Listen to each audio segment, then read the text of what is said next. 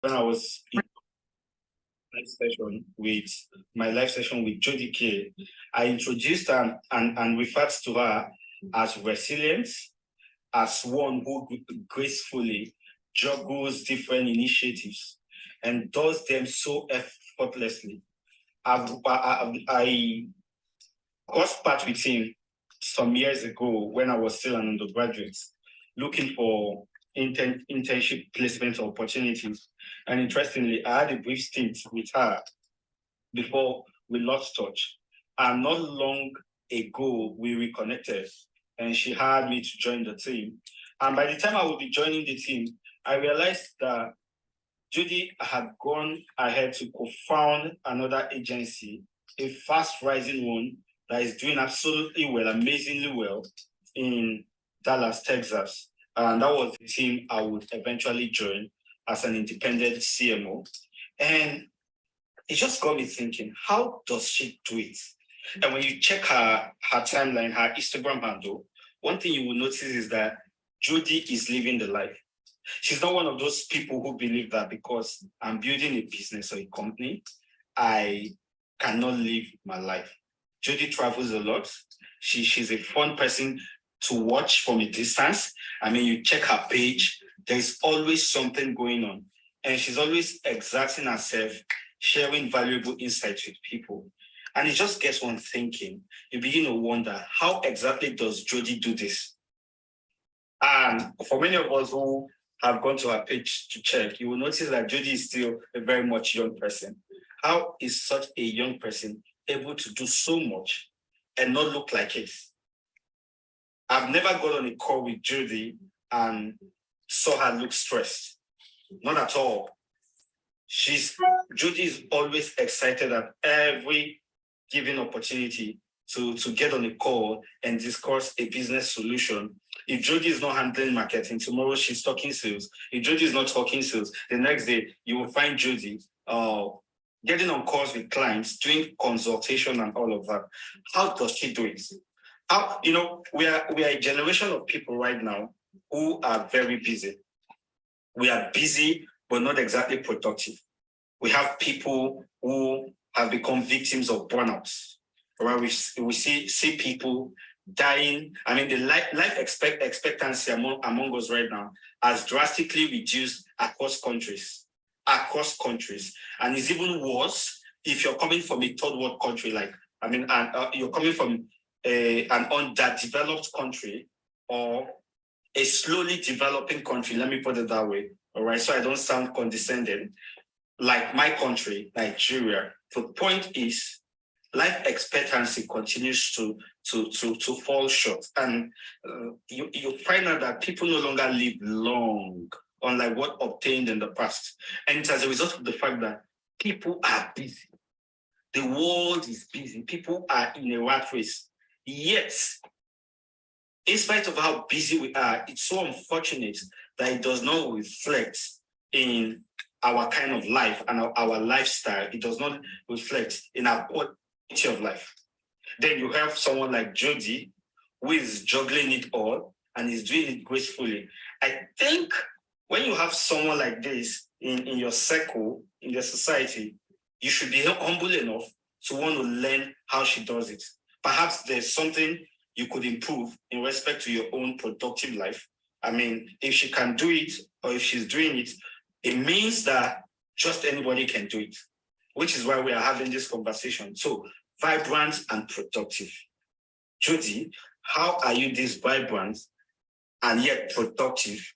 I mean, with momentum and energy. We're going to be bringing our life shortly so we can get properly into the conversation. Today is not about me, you, and it's about Jodi.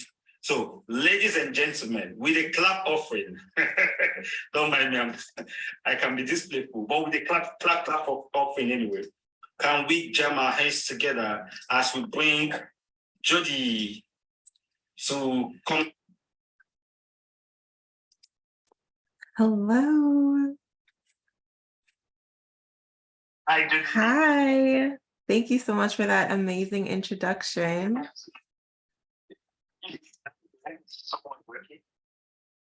The audio, it's a little bit hard to hear you. It's a little low. Can you hear me? Can you guys hear me?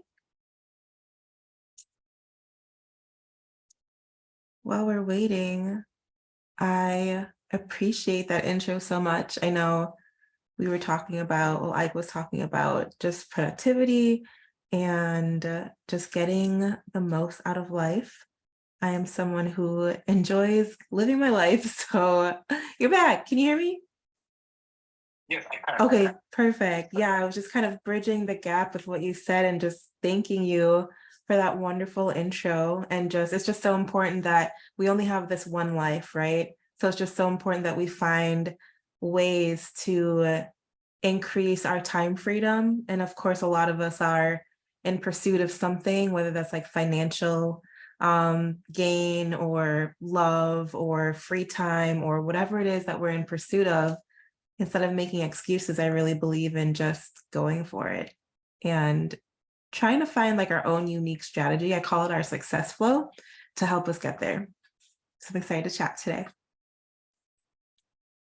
So much, Jodi. But really, I want to thank you specifically for agreeing to do this with me.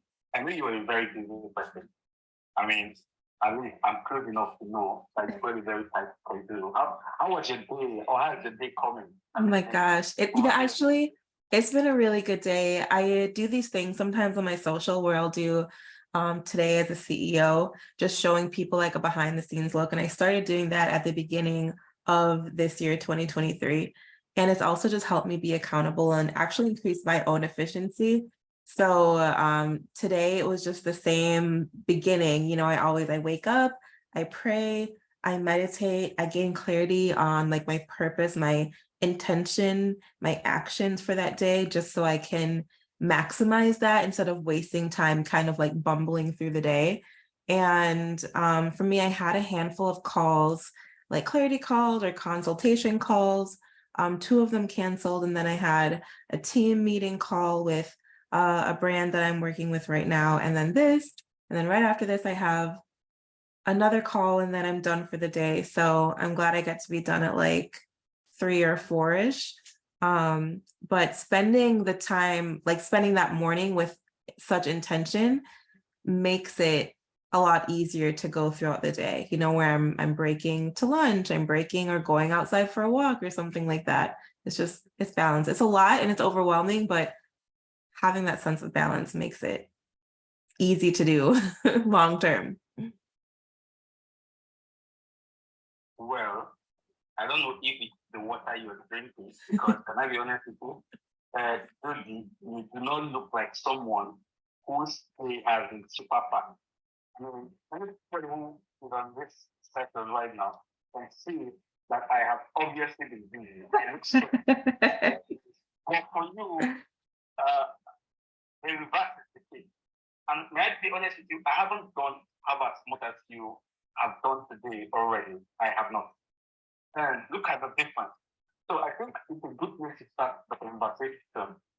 Maybe this is all about you. Could you tell us, beyond what you just shared, what exactly is your routine, your morning routine? I want you made mention of meditation, Yeah. clarity call, and all of that. And I want us to dwell so much on that because I believe that in a busy world like ours, people don't pause to reflect. They don't pause to ponder. I mean, people just wake up and they're right on the go. They want to get things done. Yeah. And I want to believe like one of the major causes of burnout. So for you, Jodi, let's take it up from there. Yeah. How has early morning meditation really contributed to you in this state of behavior? I think that this call. Yeah, for me, it's making sure I just have a way to ground myself every day, just because there's so much and there's so many different people that I work with on a day-to-day basis. It's a lot of different energies, it's a lot of different ideas, it's a lot of different demands, it's a lot of different projects, it's a lot of different needs. And the worst thing I could possibly do when I'm putting myself in the shoes of my clients is to appear too busy or not have enough time for that client. No paying client or, even if you've agreed on some type of collaboration, no client wants to hear why you haven't done what you've agreed to do, right? So I just operate from this standpoint of no matter how busy, quote unquote, my life gets or my day gets internally, it's a requirement for me, especially as a brand manager and a fractional CMO, right? And co-founder of a company. And, my first company is at a place where it's just pretty much running itself. And I have this kind of passive incomed it where it doesn't really need a whole lot of attention. And then I have people to help me oversee that customer service standpoint of it. But my business success is dependent on my clients' success, if that makes sense. So for me to stay in business, I have to keep getting results. I have to keep providing case studies as I try and climb and work with larger brands. They're looking for a larger delivery, or even just, it might be someone at the height of their career in the entertainment industry or in the corporate world, right? So it's just really crucial that I take care of myself. And that's why I'm so adamant on the routine, because I get to put it on autopilot. I get to put my self-care on autopilot to an extent.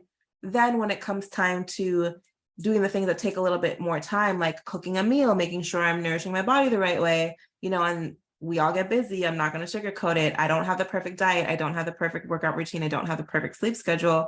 However, when things become off balance, I have this automated process or system of my life that naturally resets me at an even balance. So my default burnout is no longer something that I experience here. The threshold for my burnout might be, if these are the scales and I want to get here, it might be I'm just a little bit down here, but by default, in a day or two, or with a couple of routines, I can get back balanced, if that makes sense. And I feel like a lot of us lack that balance. So as the days go on and we want more clients, when we have more work to do and we have more projects and more goals that we want to reach, we get a little bit tired because we're just weighing the scale down, right? This is where burnout really happens, where we have to try harder to get back to a normal functioning state. And of course, you guys know, I've experienced it myself, the more burnt out you are, the harder it is to get back to that regulatory state where you're just you feel good and you can climb from there, right? So my routine really keeps me grounded, but I think it's important for you guys to know the bigger picture of what these tasks and what these goals really do to us, and why it's important for you to incorporate your own system, your own routine, your own reset point, right? So as you continue to climb and do these things, you won't let burnout stop you, or you won't let poor health or lack of something get in the way. Wow, that's pretty much solid. I want you to hold that thought for a second, because you did make mention of system, all right? And I would like for us to get back to that. Well, in attestation to how authentic what you just shared is, for me, I noticed that my life became less chaotic when I would wake up in the morning and not just run right into the day. These days, I sit back to think. Personally, what I do is, part of my meditation concept is when I get a prayer, and I get to talk to God about the day.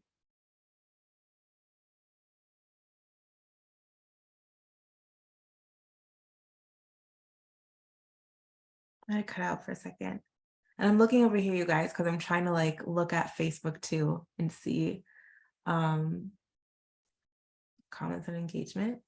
And I'm also recording it on my Zoom. So I'm is it doing what it needs to do? You cut out for a second. Okay, there you go. Yep, I can. So, like I was saying, for me, so my daily routine now, to avoid the chaos that the world is already known for, I wake up, I get to pray, but most importantly, I get to ask myself, why exactly do you do what you do? The things you wake up to, why do you do? Every time I sit and I ask that question, I have come to realize that it helps unravel so many things I did not know about my job, my career, and myself.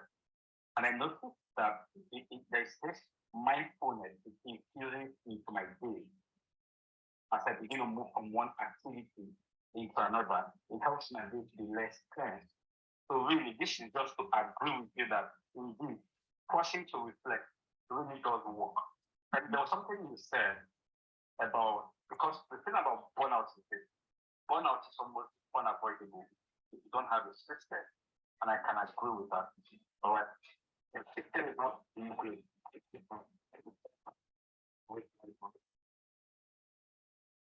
Yep, that internal system is, it looks different for everyone.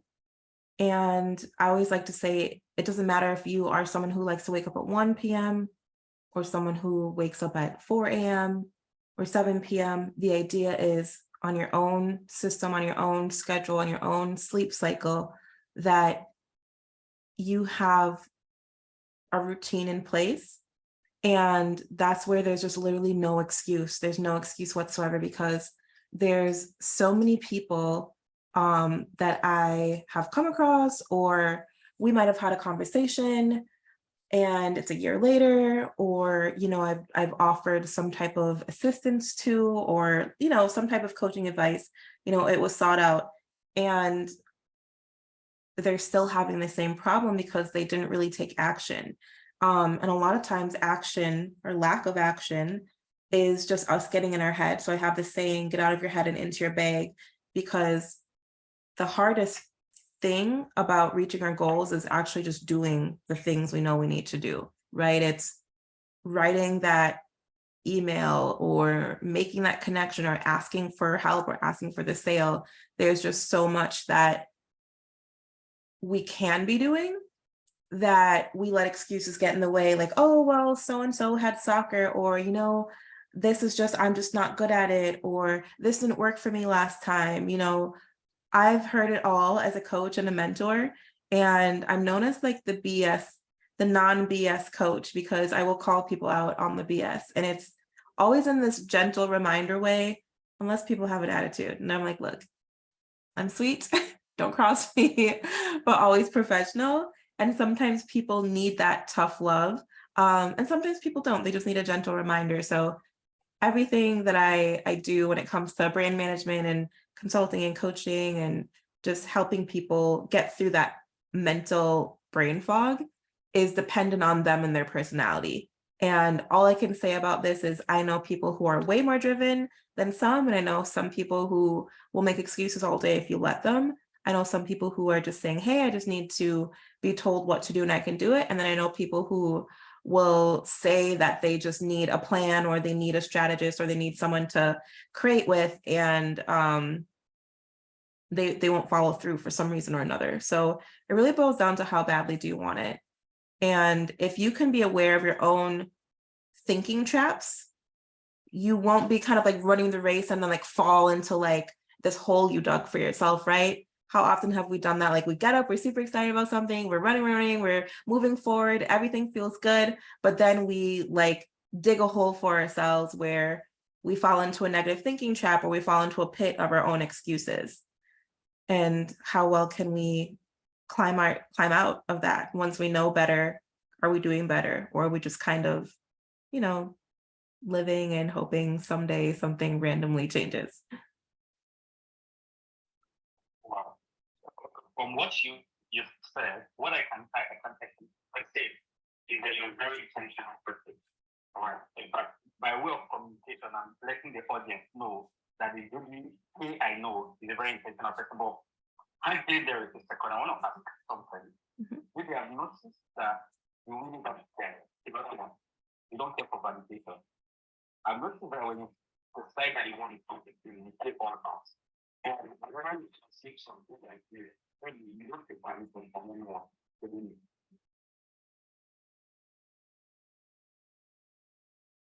you know, past experiences, you know, I'm going to be there because you to respect to the kind of person you are to be, your personality, and how that you are goal getting go-getting, you have audacity, you want after the things you want without looking back and not looking for anyone to hand it over to you. So what does your growing up have on this personality? Jodi-Kay is a very resilient person.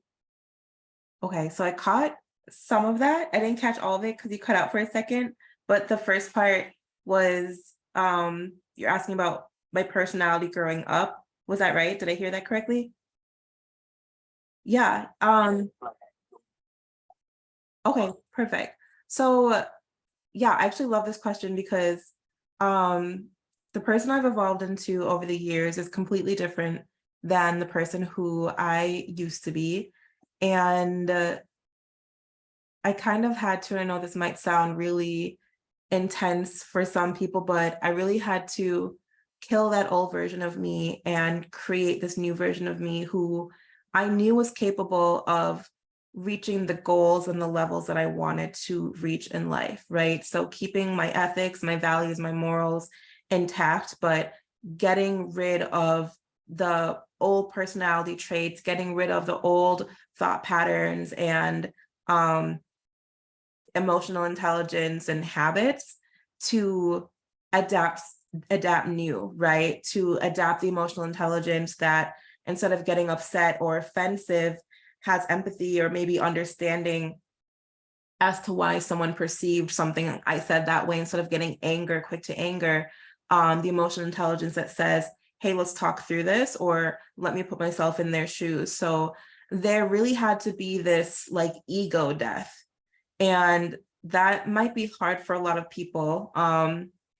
You know, it's helped me a lot where my personality now it's just very chill. It's just very much so, hey, if you ask for my advice, I will give it to you. Unless I'm creating content, I'm not in the habit of giving unsolicited advice. I will very much sit back and listen, or I will let a group of experts talk about how they think they have the right answer, and I will sit back and listen, maybe having my own version of the right answer. And very much like a invitation. I think that's called something. I'm a Libra, but I very much like wait for the invitation. I know I've been told that I'm very like humble. I don't always talk about all of my accolades. It's something like all of my mentors have always said, hey, like you did this, or you did this with Microsoft, or you worked with this person. Share that, talk about it. So for me, it's, you know, that I see some traits that I've kept while I was younger, that kind of like quiet, shy, meek girl, but to be a leader, to learn how to lead a room of, yep, I am. Is that better? I can hear you. Okay. Okay, cool. Maybe I want to first. Ooh, I lost you for a second. You failed before. What did you say? You failed before. I want to ask you, have you failed before? Have I failed? Oh yeah. The reason I'm asking you, let me say this very quickly. I'm Mhm. asking because my heart is there for not every person who do not like the kind of life they're living. The reason they're not making attempts to change it comes from the fact that they have tried many things before and they failed. And as a result of that, it does look like their path just perpetually on the ground. So, Jodi, you failed before. What was the impact on your personality, your self-esteem? How did it affect you, and where did you get it right to get back home and continue to try all over? Yep. So I have definitely failed. I've failed a lot of different times, but I think it just depends on how you look at failure. There's been times I've launched programs in my first company, Align as a New Hustle, that didn't do well, that only had 1 or 2 people sign up. And I just kind of over delivered and kept going, or went for the referral, right? There's times where I had launched a package or service offer with the agency and the copy was a little bit off, so it didn't hit. So I had to re-explain it a different way. Or there was times I was operating my business, attracting the wrong type of clients, or, you know, had a cut like I can say I've only probably had like, I can count on one hand, maybe 2 or 3 like small customer service issues, right? So I wouldn't call all of those or any of those failures, because even, like my bigger moments, I've never not been able, I know it's like a double negative, been able to bounce back from something. I'm doing exactly what I want to do in life today. So to me, when I look back at all the things that didn't work out or could have been done better, I just don't see it as a failure that left me stuck. I think there's like several forms of failure. And too often we make up this idea in our head that if we get a negative reaction or negative feedback, or we're told no, that is failure. And it's not. That's just simply like a learning moment, right? I think like, was it Russ? One of them, one of those rappers said, turn my L's into lessons or earnings. That's what learning is, and it's such a beautiful thing, because literally you can let your L's, you can let your losses be just that, a huge loss, or you can turn it into a lesson. And I've always had like the sense of confidence that I'm going to be successful. That's one thing. Even before I've kind of invented this more confident version of me who can speak up for myself and say what's on my mind respectfully and let people be right when, walk away from situations that are heated or just situations that no longer serve me in a peaceful manner. I've always been the internally confident, because I'm betting on myself, and every time I do that, I win. Every time I do that, I learn something. Every time I bet on me and I pray and, God's got me. That's always been my motto. So I really can't share or think of a situation to share where I would consider it like the failing where nothing happened after that, because I've always turned it into something to move me forward. Oh, okay. Amazing. Amazing. Thank you for that. Now, there was something you said. You said you bet on yourself, then you pray to God, you get it going.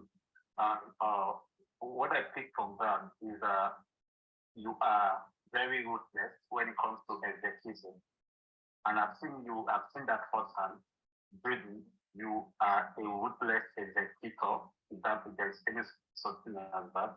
And I want to ask, because in the world where people have so many lofty ideas, all right, where we have so many dreampreneurs, in other words, entrepreneurs who are still Right. I call them like wantrepreneurs. They want it, but they don't want to do the work. Yeah. So I want to ask, for you, an idea or a dream you want to pursue, what's the level of clarity that goes into it before you start? Or do you just go with the momentum and just go with it until it leads you somewhere, or you wait to be sure? On a percentage level, how many percent what is it called, clarity do you get before you get a start? For those who might be struggling with execution, what's to listen to you? Yeah, man, I just need like 1% clarity, because clarity breeds clarity. I have never been I need 50% or 100%. I'm not a perfectionist. I do like to do good work and quality work, and I do pride myself in the quality of work. And because of that, I learn extremely quickly, and I very rarely, I'm not going to say never, but I very rarely make the same mistake twice. And if I do, I'm still learning something within that. If I do, it's like, man, we knew this, you didn't listen to your intuition, or, hey, we did this already. Why are we doing it again? Oh, you were super tired, or you weren't really fully tuned in. I can always hold myself accountable and find out why. So the percentage of, to me, it's like all about clarity, confidence, and cash flow. Those are the 3 C's that I implement into my brand management with my clients, into my business dealings with business partners and just, members of my team. If we have clarity, we just have to find the confidence to get us the rest of the percentage of the way there. That's going to turn that 1% clarity into 50% clarity. And that confidence, turns into 50% clarity. And from there, we can generate results, and that's where the cash flow resides. And if the strategy is working, and it normally does with a handful of tweaks and just understanding yourself and holding yourself accountable and seeing how much are you actually following through on the thing, that brings it to 100%, where you're like, well, I've created confirmation for myself now. I've created confirmation as to this thing being able to work. People often get stuck on the not having enough clarity, and they get stuck in preparation mode. And I just recently shared this on my Facebook reel. Preparation can be procrastination. Preparation can be procrastination, and preparation is not always, progression. And if we are looking to progress, we have to get out of preparation mode. That means we have to get out of our head and actually put forth the action and be willing to fail, right? Be willing to make those mistakes, or be willing to succeed. It doesn't, you're not always going to fail. Sometimes you're going to have a clear shot at success and it's going to be great. And you might be called one of the lucky ones, right?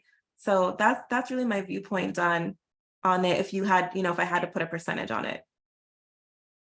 Come on. My pleasure.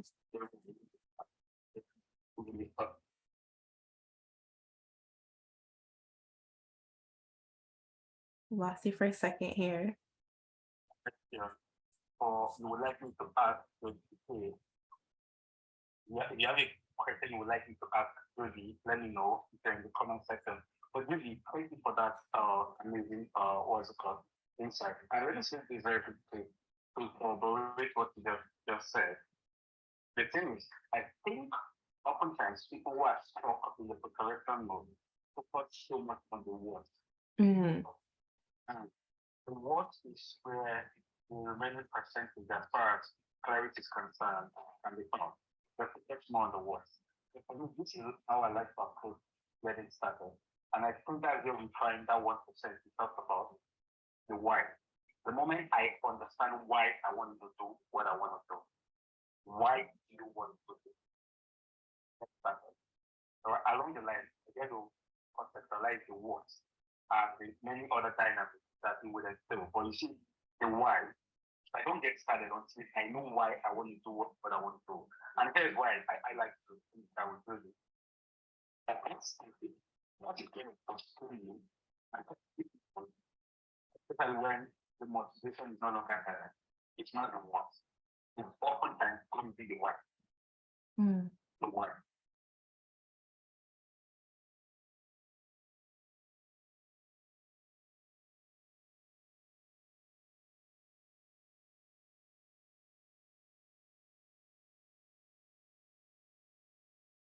Totally agree. I know we're frozen right now. Oh, okay. Get good out on the pocket away. But I don't so. Everyone, so I wanted to ask, there was this question I prepared that I was going to ask. And it's this. I noticed something about you. Everyone who comes to your page or who gets to interact with you, person would think there is just Jodi. But being this close to you, I know that behind Jodi, there is people you see. Over there in Texas, there are a lot of persons. And what that tells us is that Jodi is a very excellent collaborator. I've seen you do that. I remember I sent a note to you and I was like, I would like for us to adopt this approach and say, did you notice what you wrote there in your response? You said, okay, let's do it. I have someone who will get on this. I will just talk to her. I was like, this is amazing. How do you always have someone you can talk to and all of that? Because I can tell that one of the reasons you're this productive, despite being this young, that you get to juggle so many initiatives and you seem to be on top of the game, is owing to the fact that you're very good when it comes to collaboration. So, can you tell us, how do you get to collaborate with this team?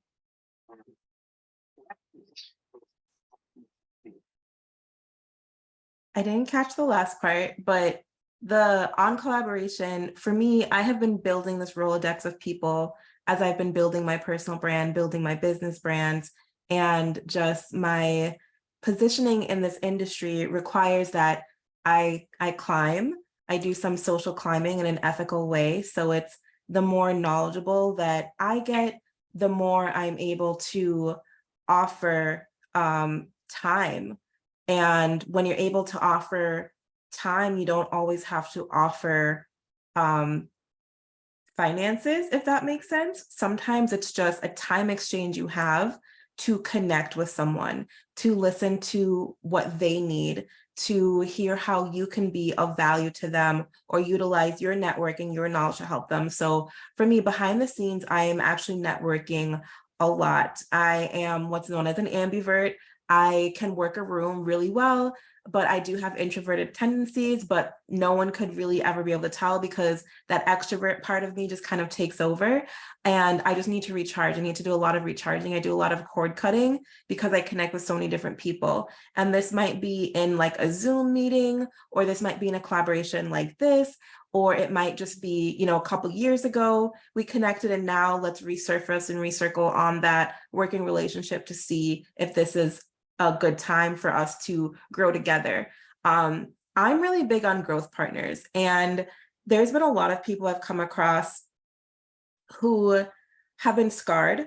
They aren't as kind or as open or as receptive or as serious when they're approached by myself or my business partner, Asia Jackson, right? So we've both experienced, and maybe Ike, you've experienced this too, where, you know, this working relationship that we have is beautiful. This partnership, this collaboration, I love having you in behind the scenes agency as that fractional expert, as that fractional CMO. And that was a connection from, right, like a couple years ago that just made sense now because we were both open to opportunity. We were both serious about what we do, and we're both really great at what we do, right? So my network is extremely curated, and it's filled with people who think and move like I do, right? I'm not referring the people who I've noticed don't act in integrity. I might know a lot of people, but they're not in my referral network. They're not in my growth partner because they've already proven to me in some interaction that they're not serious. So I don't call on those people because they've proven to me that they can't be reliable. So while I do network with a lot of people, it's even smaller. You know, the amount of people that is in my growth partner type, you know, working relationship, or someone that I would trust to carry out my brand name or trust to do a good job, that came with spending some time with that person, whether in person or virtually or just an ongoing relationship. Wow, amazing, amazing. And what we're going to do is, I want to take it up from there. We're still going to dwell so much on collaboration. But there was something you said earlier, some minutes ago. There was something you made mention of ego death and how that yes helps you. So I want to pick it up from there, and I want to ask you this. You have so much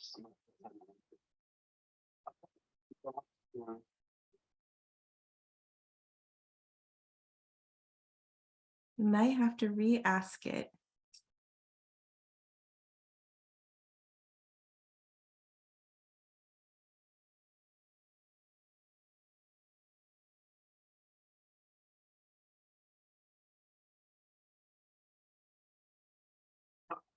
Okay, Jodi, can you hear me? I can, yep. Yep, can you re-ask it? I did. You mentioned ego death, but I didn't hear anything after that. And let me say, I've noticed that you have very smart people. Really. Yes. And you are so comfortable having smart persons around you. But see, let me say this to the audience. I work with Jodi as my boss, and she's still one of the few persons I've worked with as my boss whom I have direct contact with. Most times you have to go through different persons to get across to your boss, but I have direct email and phone contact and social media contact with my boss. And every time I hit out, he responds. And of recent, there was something I suggested for us at the marketing department. And when I told her about it, I made a proposal and I submitted it on her email. In response, she was so excited about it. She did not put it down, and she was willing to give it a try. And I've seen really do that many times. So I don't know how you do. How do you get so comfortable, despite being the boss, having smart people around you? Sometimes people who may come across as smarter or more knowledgeable, how do you do it in such a way that you don't feel belittled and it doesn't have anything on your self-esteem? How do you do it? We would like to know. Oh my gosh, I love this question. It's so important. And my biggest philosophy is that you have to surround yourself with people who are smarter than you. You just have to. I don't want to be the smartest person in the room. If I'm the smartest person in the room, that means I'm not growing.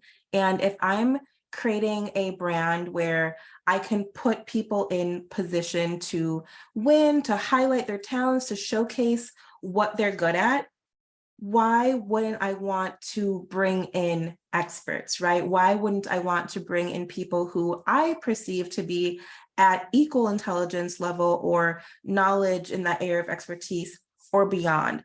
That's the thing about me is I am, I'm not throwing shade to any other leaders out there, but I don't have this sense of insecurity where I have to be the loudest, where I have to be the best, where I have to be in charge. I have done so many things throughout my career. I have led hundreds of people, on the military side. I have hired and trained and managed and been in charge of over 500 people on the human resources management side. Now, in my own businesses, I want everyone to be a leader because I've also experienced the stress of being the leader who has all the answers.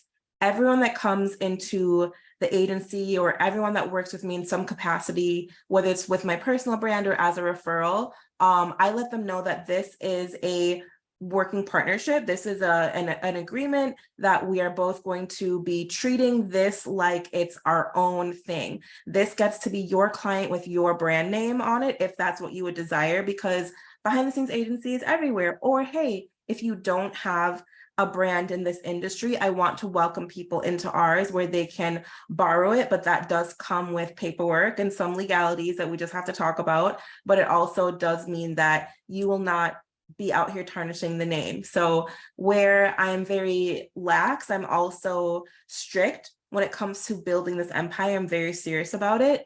And I want to curate a group of leaders, because if I surround myself with leaders and I myself naturally feel like I'm a leader, then we can do literally anything. We can have anything. We can go anywhere.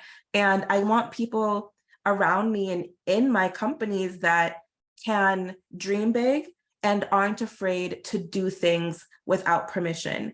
I don't even consider, I appreciate you. I love that you're like, this is my boss. I'm like, no, we are equals in this. You have an amazing amount of brilliance that I'm so excited that you get to bring into behind the scenes agency. And just your work ethic is unparalleled. Your organization, you're one of like the best or better, groups of people that I have worked with. And it's because the leader in me recognizes the leader in you.